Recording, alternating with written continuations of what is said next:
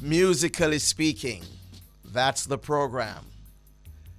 I promised you that in this hour, I'd be bringing to you a man who I associate with excellence. He is multifaceted, multi-talented. He has done so many things in so many different ways. He's the son of a preacher, not a preacher man, but the son of a preacher, one of our most outstanding preachers to be precise. Talking about a man I've known for quite a few years. I won't tell you how many years, but I know and can tell you that he was quite instrumental in the setting up of another radio station, a very famous one, some time ago. And that radio station had a lot to do with the formation of this particular station. And this man was responsible for doing all of those jingle packages for that station, including the iconic Reggae in the Morning. Reggae in the Morning. Yes. And so today I have the great pleasure of really talking to one of my longtime associates and friends, Stephen Stewart, a man who has been so many places and done so many things. Stephen, welcome to the bridge. Thank you, Clyde. It's good to be here. Thank you for inviting me. It's a pleasure being here. Well, I mean, it's my pleasure and my honor to have you on the bridge. Now, Stephen, you have been all over the place. You have done so many different things. You're an engineer, you are a composer, you are a producer, you are an instrumentalist. Now, you have gone over the world in a number of these capacities. You're one of those people who happen to have had the experience of working with Marley. You went on the road with him. I did work with Marley. At a very young age, I was under his employ at Tough Gang Recording Studio at the 56 Hope Road address. You were at 56. And so I had the privilege, myself and another renowned engineer, Errol Brown, we were the two that held the fort at Tough Gang 56 Hope Road. Yeah, so that was quite an experience working with a gang. Yes. But you have traveled with so many different artists across the world. One of them, most notably, was Toots Hibbert. You were his musical director at one point. No, I worked with Toots in the studio for many years before eventually going out and touring with Toots.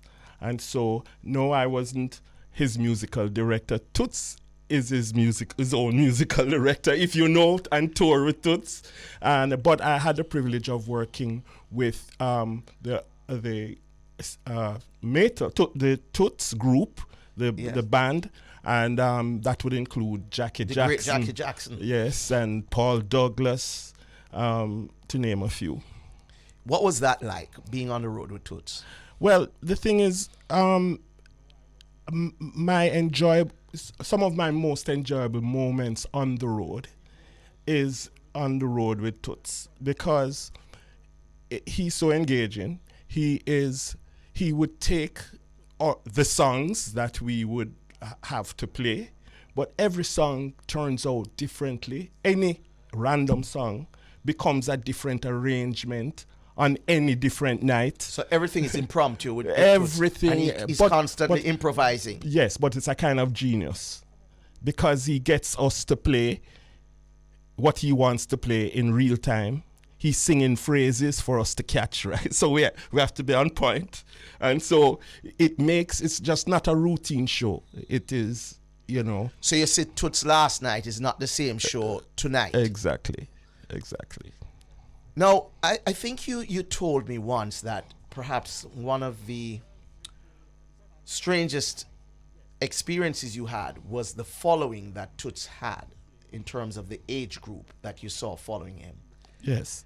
You want to expand on that? Well, the thing is that Toots is one of our known older artist performers, but his crowds are young people.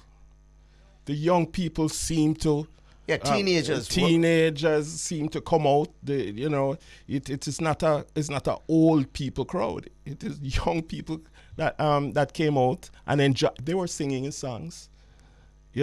So for us it felt very hip. All these young folk coming out and want to sing along with you, waving to you, thanking you for a great show.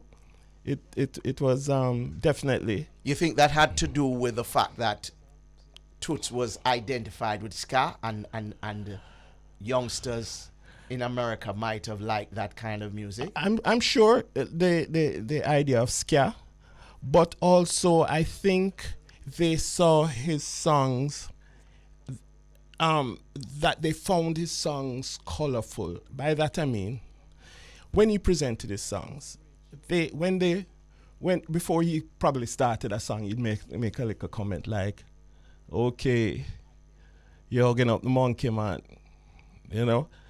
and he would say, I loved her, and I even went and bought ice cream for her, and when I came back to give her, I see her hugging up a monkey, man. And so the stories behind his songs, I thought it's just they're related. When they found, apart from catchy melodies and so on, he endeared them, and so this is why he had this following for years and years and years. If he was around, we'd probably be on the road again, year to year. Tell me some of the places you went with him now. Well, everywhere. So it's all over the U.S., everywhere in the U.S., everywhere in Europe, Asia. Singapore is memorable. Everywhere. Australia, New Zealand, everywhere. All over the globe. And you were playing mostly keyboard? I played keyboards. Right. Now, tell me something now, Stephen, because you also worked with him. I remember you had a big session with him years ago in Ocherias. Yes. What was that session? Which album was that? That's actually it's interesting that you remember it. It's good memory. That album, we were working with a renowned producer. I was asked to be co-producer on the project, but it was a project for Island Records with a producer whose name was Denny Cordell. Denny Cordell, yes. If you know who Denny Cordell is, I know Denny. He's a renowned producer with Stax. Yes. And we got in apart from the regular band, we had special musicians, keyboard player with Al Green, and you name it. And so that album, we recorded it, and Toots, for some reason, he just kept on wanting to record more songs. He's in his own way, he saw a kind of perfection, and so we just didn't get to complete that album. I want to finish it, and I want to finish that album because it was such a fun time, and so it would be a good thing to go back and get those tracks going. Chris Blackwell always said that perhaps the greatest weakness in terms of a Toots performance was that it didn't end, because it was a case that he said Toots is perhaps the most electrifying performer he has ever seen. For sure. But he said sometimes Toots, he's so packed with energy that he couldn't stop. It's energy and love. It was energy and love. He really loved what he did. He'd come off stage and he would call me Brother Steve. Brother Steve. You ready again? You ready again, Brother Steve? Brother Steve. And so you can hear the love for what he was doing. And so that's, I believe, to your point, that this is where the energy came from. He loved this. He loved to sing. He really loved to sing. He understood his voice. What a great voice that was. Yes, you know, he would tell, for example, from just dealing with him on a microphone, he said, when you catch my voice, you know, I want you catch it from down here. It's because he understood what he wanted to hear back in the acoustic situation, and he knows when he likes it, you know. And so that again was if you understood, it's all art, it's all, you know, the Toots feeling. So that project with Denny Cordell, I remember it was almost taking place at the same time or in that same period with a project from The Little Mermaid, Sebastian, the crab. Tell me a little bit about that project. Okay. All right. So we're talking about while at Grove Recording Studio. And so the Disney project that came that I was asked to be involved with, it was a follow-up to The Little Mermaid. So it was movie. it was a soundtrack. It was the album from the movie, yeah, based on the movie, and so it featured Sebastian, the crab, right, the Under the Sea, right. So they wanted to do follow-up songs, and Disney wanted to do follow-up songs to that, type of with the crab singing, and so the producer Don Mizell. Yeah, I remember Don Mizell, and he asked me to be a part of the project, and also part of the project included members of Third World doing the tracking, the music the tracking. voice, So you had nice reggae from Third World with Sebastian character, the crab, singing. I believe it was nominated for Grammy mention, you know. Yes. And so it again, it's just another. And I find I like these kind of different types of project. Imagine somebody's thinking, okay, here it is, Sebastian the Crab from Little Mermaid. He's now going to be singing Under the Sea and other songs. And other, reggae. It's now taken on the full reggae flavor. It's a reggae crab. And still speaking of that time, yes, you would have had projects. I mean, I remember seeing Scratch Perry there. I remember there would have been Steel Pulse. Yes. There would have been Third World. Right. We're gonna talk a little bit about some of those projects, but I wanna hear the Third World, because you have quite an association with Third World, and I want you to speak about that. Committed from one of the greatest musical aggregations ever to emerge from Jamaica, Third World or Whirlers. Musically speaking, that's the program. And I have with me the son of a preacher, yes, the only son of the great, late Reverend Dr. Carmen Stewart, OJ. What a woman she was. Yes, for sure. And, it always boggles my mind, Stephen, because Reverend Stewart was a very serious lady with the church and her ministry, but you managed to get into your music and you were into pop music. Tell me a little bit about that, how you managed to do that. Well,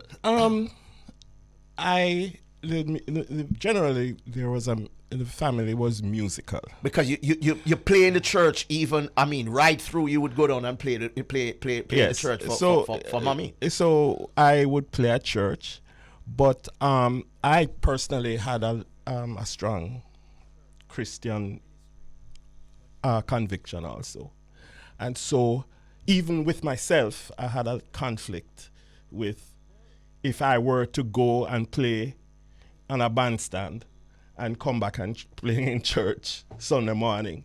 Apart from, that psychic shift that because of the whole churching, yes, so to speak.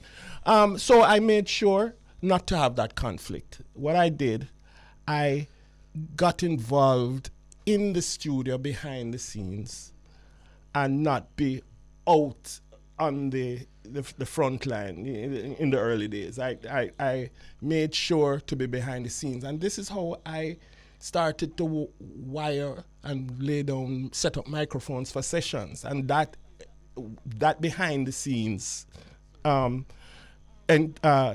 sort of prepared me for the engineering. This is the start of my getting now involved behind the scenes rather than playing up front. So I'd be fixing doing studio sessions and going to church on Sunday morning. Rather than being on the bandstand of a pop concert and then going to church the following morning. Right. So that's what got me into the back behind the scenes, in the studio.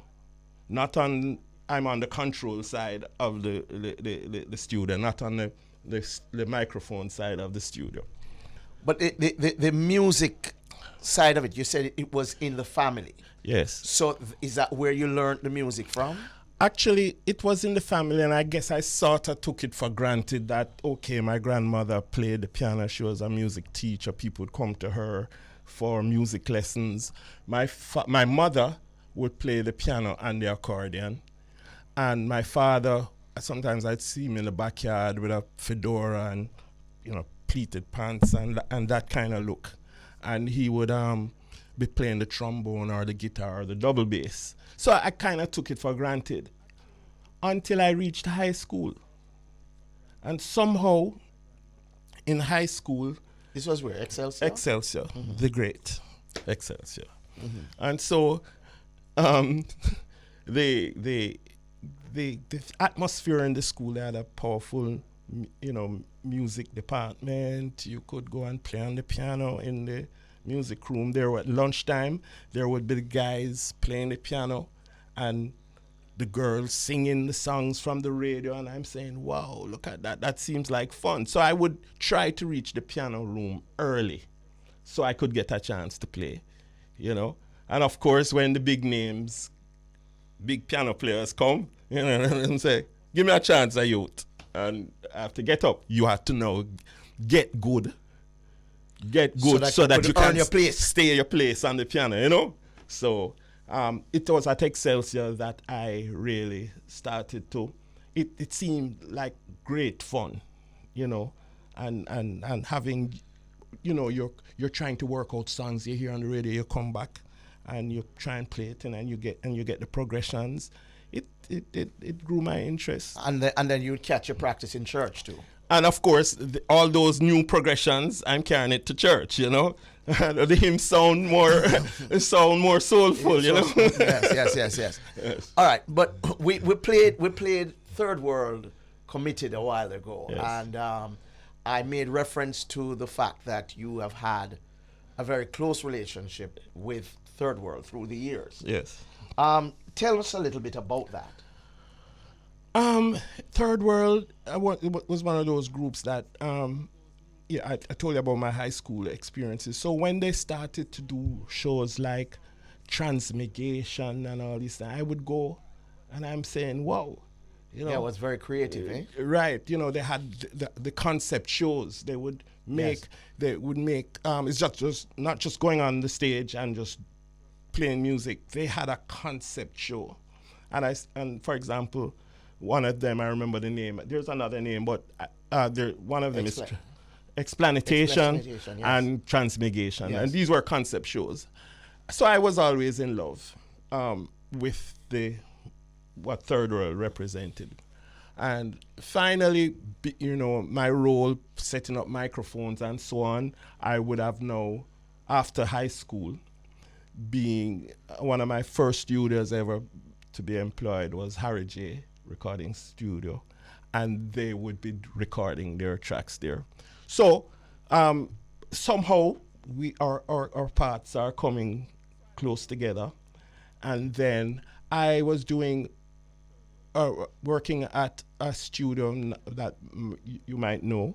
It's called Music Mountain in Stony Hill. Yeah. And Third World came now. Grace Jones had some. Grace Jones was there. It was owned by Chris Stanley.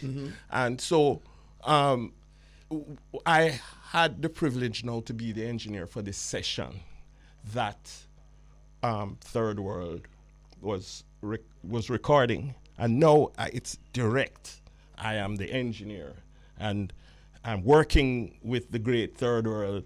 And Chris Stanley was quite a personality too. Of course. He was a songwriter and wrote some songs and some songs that were way out. Very this album was called "Excuse Me While I Change My Head." Yes.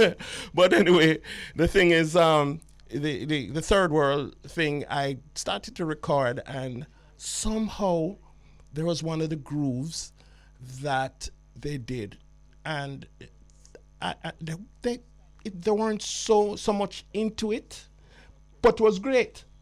And I said, I really love this one. Maybe you should really consider this for your album.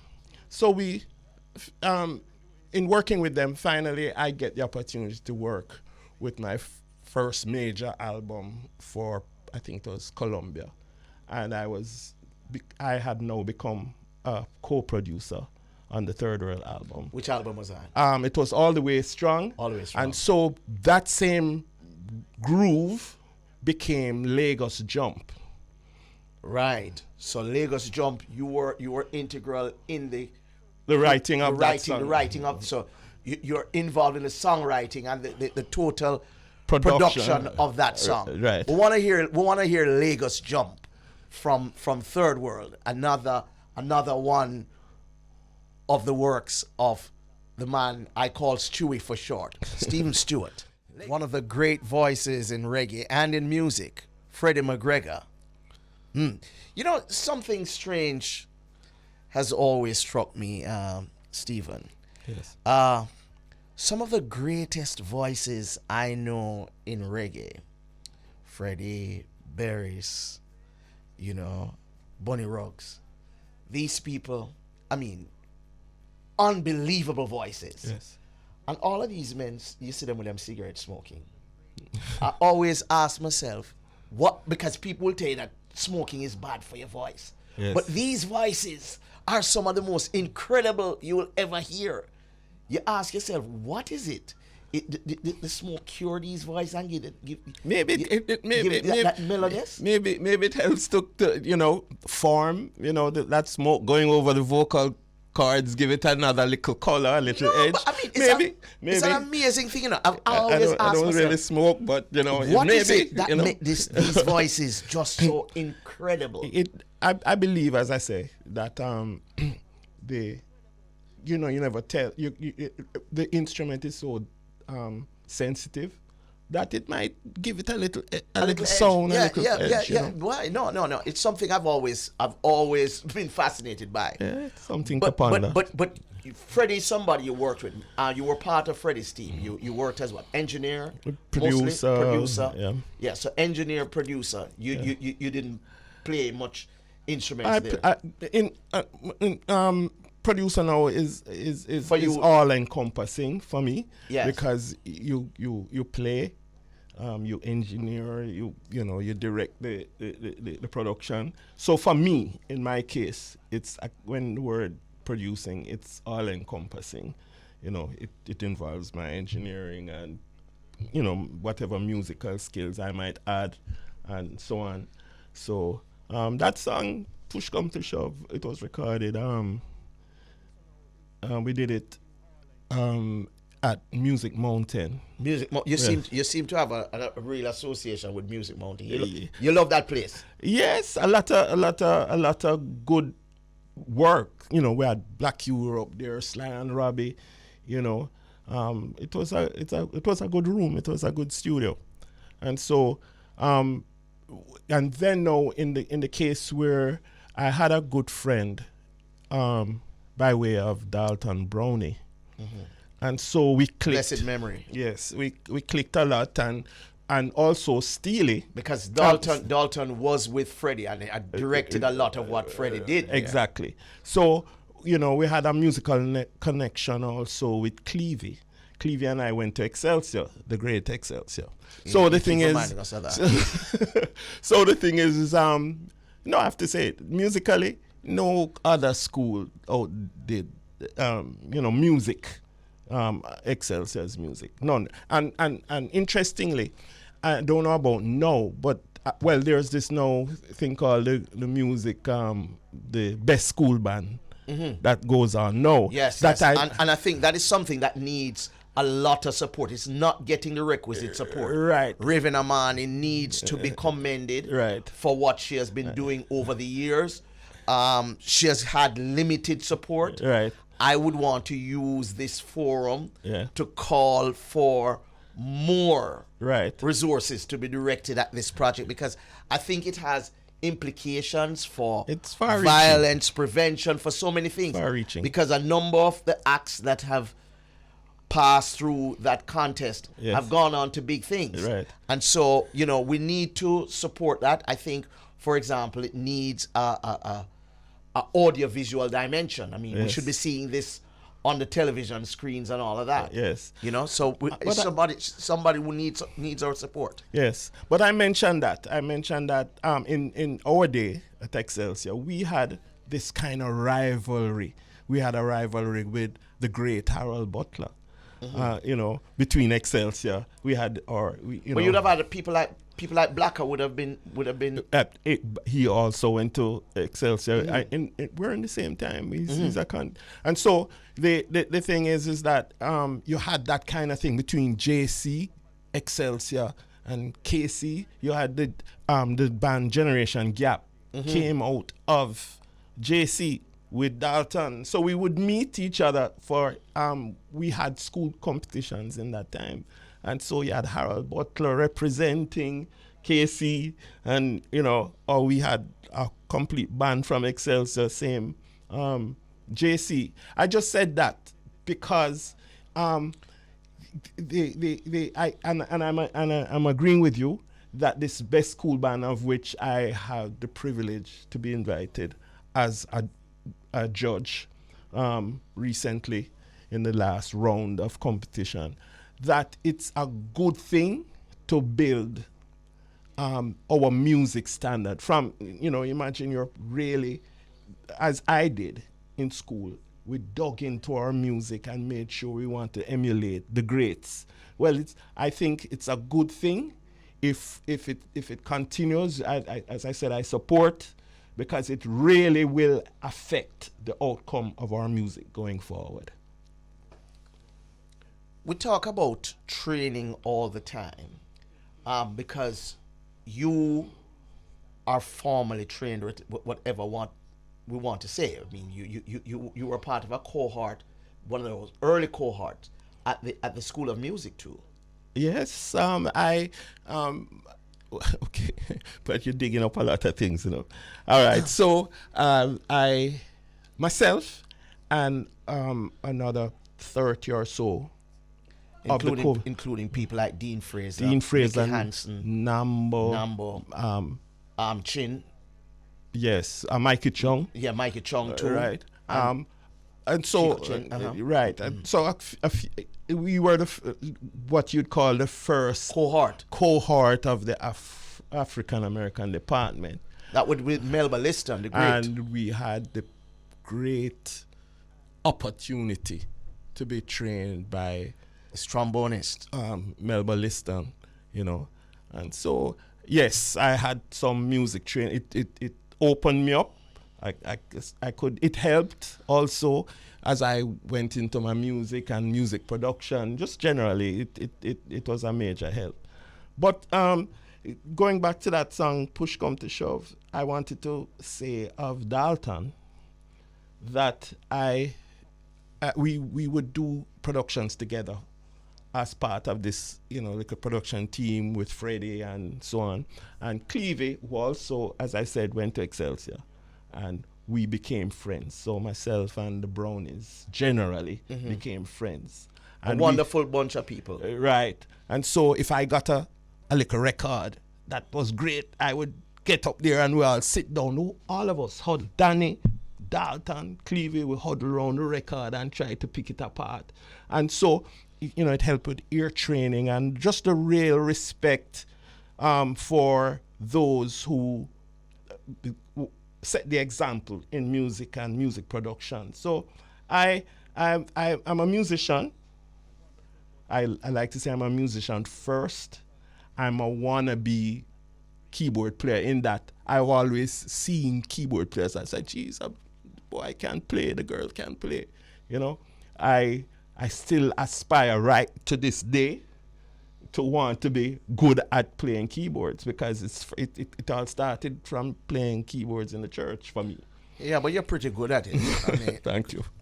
I mean, Toots Hibbert wasn't going to tolerate and all these people and Freddie and all those people would never tolerate you if you weren't good. Yeah, I hear you. So, I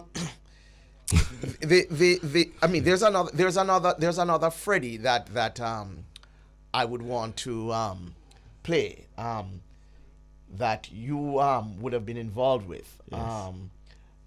Maybe again as engineer and as you said, and co-production and production. Talking about the song "Winner" with Freddie McGregor. Let's hear that one. Unmistakable voice of the captain of the big ship, Freddie McGregor. Stephen, we talk a lot about the productions as they go along, and I was thinking that in that period that I constantly refer to, that was a very productive era, because you had people like Steel Pulse, you had people like Burning Spear. In point of fact, you were involved with Burning Spear's one of his Grammy Award winning albums, yes, Calling Rastafari. Yes. Now, I mean, I know of, and everybody knows of, the great collaboration that Spear had with Jack Ruby. Yes. And I mean, that produced some classics. God, the Ghost. I mean, I learned so much from Ruby. As you know, I was pretty close to him. Yes. And I learned a lot about this business from him.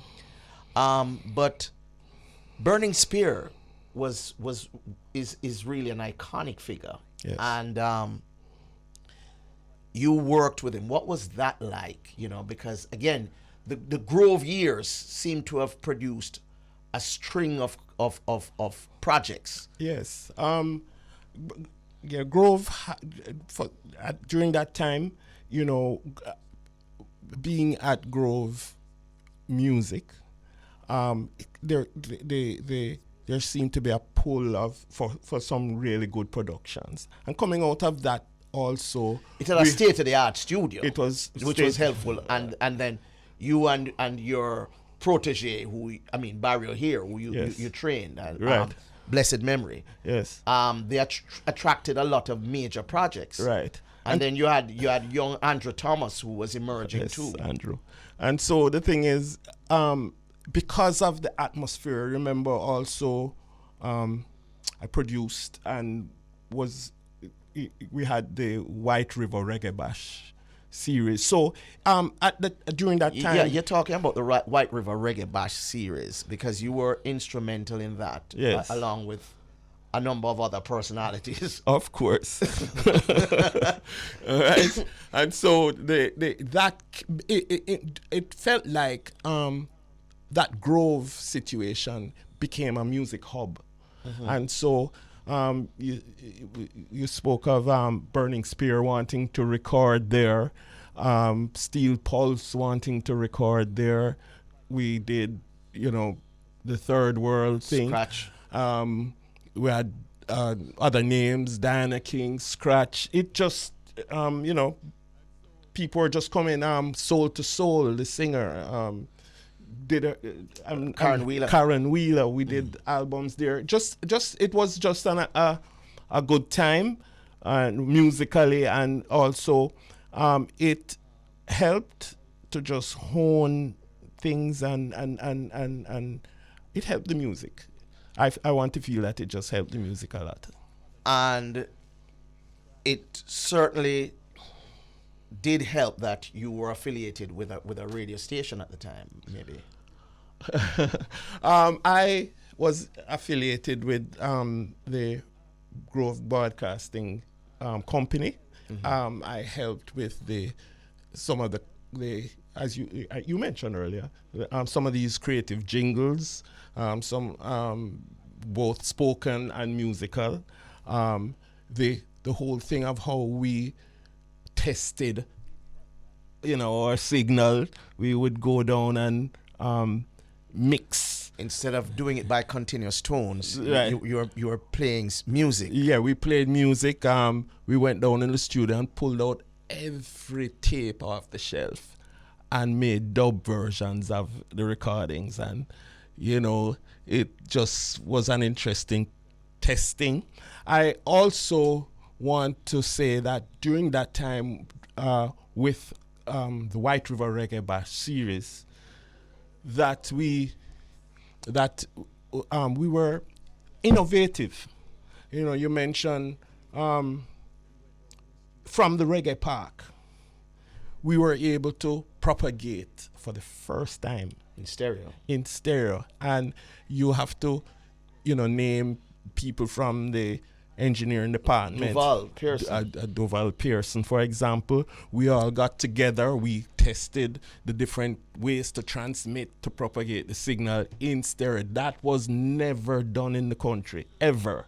And so it was just a time that, you felt creative, and we felt that we were freeing up reggae.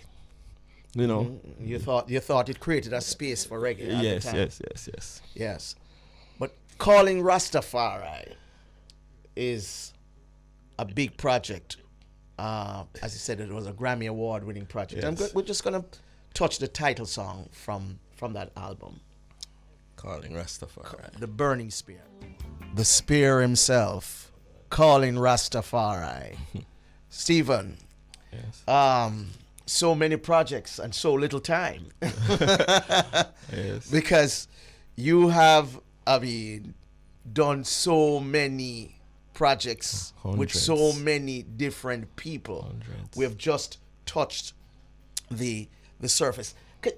Steve, you also did a lot of jingles, commercials for different products across the country. Well, you can't remember any of them. I had it's all part of the accumulated experience working with people like Peter Ashburn and Peter Couch, and when we did the You're Right with Red Stripe campaign, with Red Stripe campaign, when we did this is with AJ Brown and I think Karen Smith with Grace to catch up. Oh. And so it's fun.